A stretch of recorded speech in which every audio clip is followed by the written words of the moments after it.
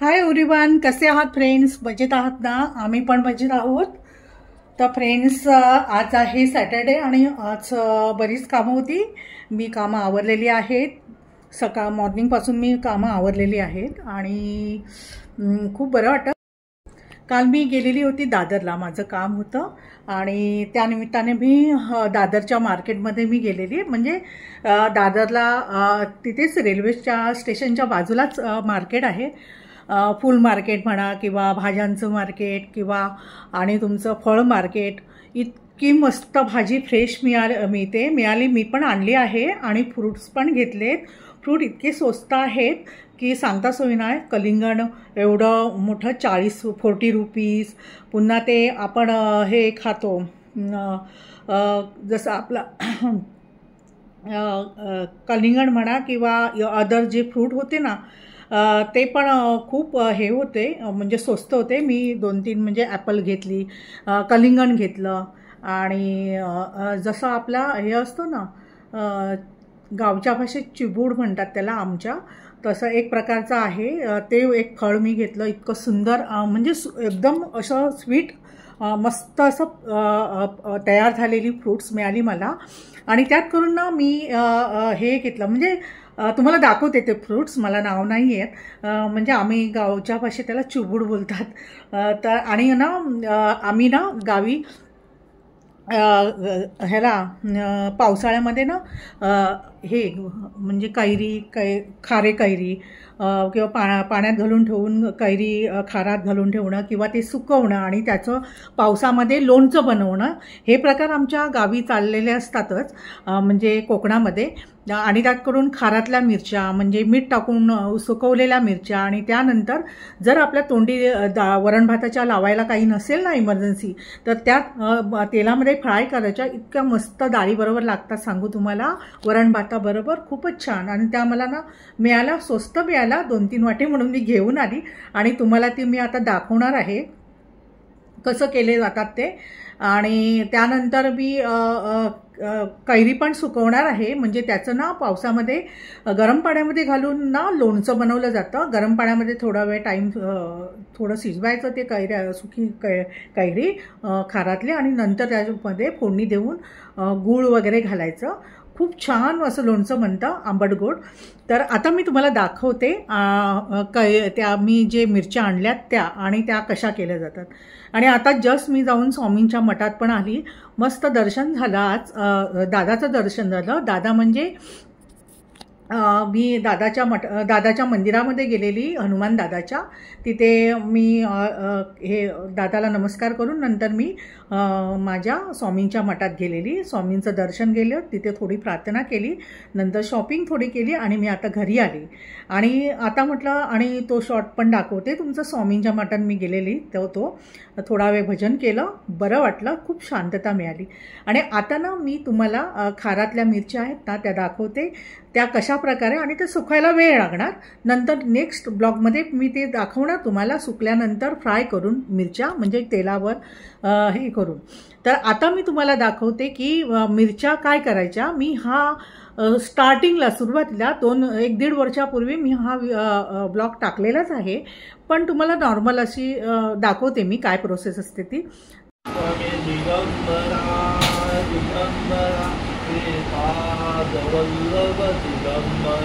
स्वामी दिगंबरा दिगंबरा श्रीपाद वल्लभ दिगंबरा.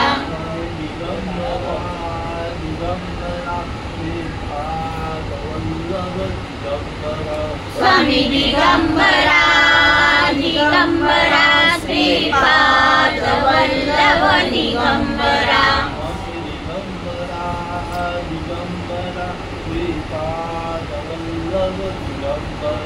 स्वामी दिगंबरा दिगंबरा श्रीपाद.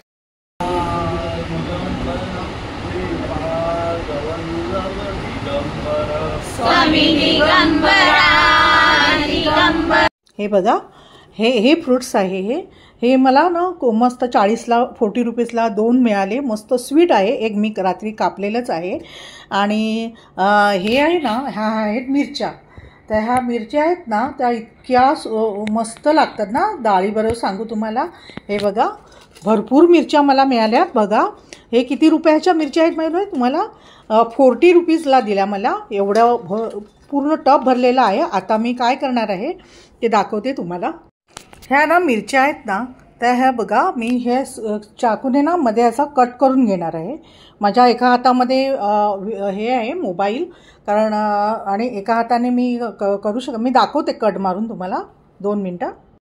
हे बघा हे मी अशी कट मारलेली आहे आणि ह्याच्या ज्या बिया असतात ना तो थोड्या थोड्या अशा काढून टाकणार आहे. पण मी बघितली तिखट नाही आहे मिरची आहे त्यामुळे एवढा काय इफेक्ट पडत नाही. जर तिखट असली असते ना तर आपण त्याचा हे केला असता, बिया काढल्याच असत्या.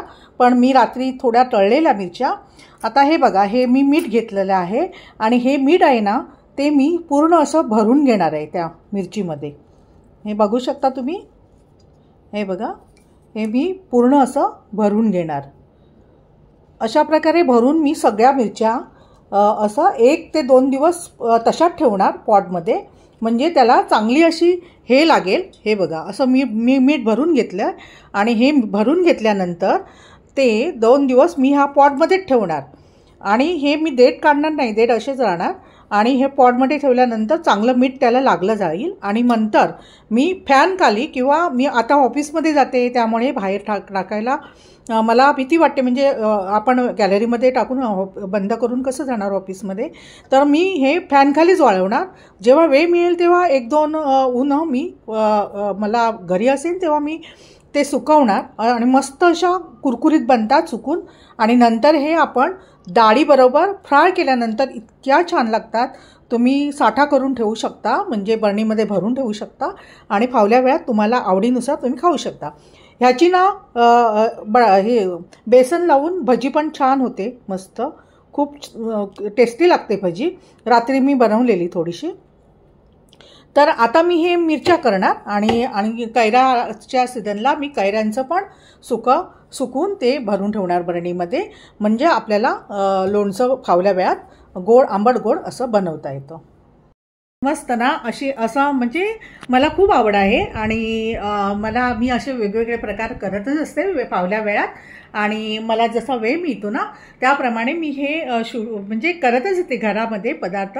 आत्ताच जस्ट 2 दिवसापूर्वी मी व्हिडिओ शॉर्ट टाकलेलाच आहे. मी माझ्या मुलीला सर्व रात्री बसली ती 3 वाजेपर्यंत सर्व फराळ बनवला. दुसऱ्या दिवशी मी तो कुरिअरने पाठवला बाहेरच्या देशात आणि खूप मला आवडतं असं करायला. तर आता रात्री मी बसून हे सर्व काम करून घेणार.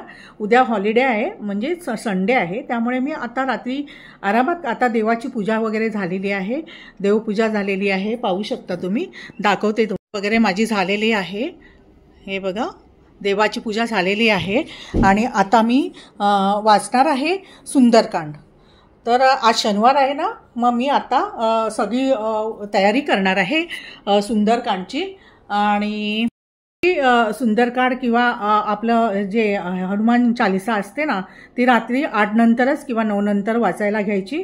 म्हणजे म्हणजे असं म्हणतात की आपला हनुमान दादा किंवा राम वगैरे म्हणजे सकाळच्या वेळी बिझी असतात असं मी 1-2 बऱ्याच ब्लॉगमध्ये यूट्यूबच्या चॅनलमध्ये ऐकलेलं आहे. म्हणजे तर मी नॉर्मली आम्हाला संध्याकाळचं सकाळची मी करतेच पूजा, पण नॉर्मली नाईटला मी 8 नंतरच पूजा, म्हणजे हनुमान चालिसा, स्वामी समर्थ तारक मंत्र वगैरे सर्व मी रात्री 8 नंतरच मला वेळ असतो, म्हणजे 7 नंतरच चालू करते. पण आज मी 8 नंतर म्हणजे आता बसणार आहे सुंदरकांड वाचायला. तर चला आता मी सुंदरकांड वाचणार आहे आणि नंतर मी त्या मिरच्या वगैरे भरून घेणार. आज थोडं जागरण करणार आणि मस्त असं उद्या म्हणजे संडे आहे, आरामात उठणार. तर तुम्हाला हा छोटासा ब्लॉग कसा वाटला, आवडला असेल तर नक्की माझ्या चॅनलला जाऊन व्हिजिट द्या. आणि मिरची सुकल्यानंतर मी नक्की तुम्हाला व्हिडिओ दाखवेन की कशी मिरची झाली ती. तर तुम्हाला आजचा हा व्हिडिओ आवडला असेल तर माझ्या चॅनलला व्हिजिट द्या आणि सर्व व्हिडिओ पहा. थँक्यू.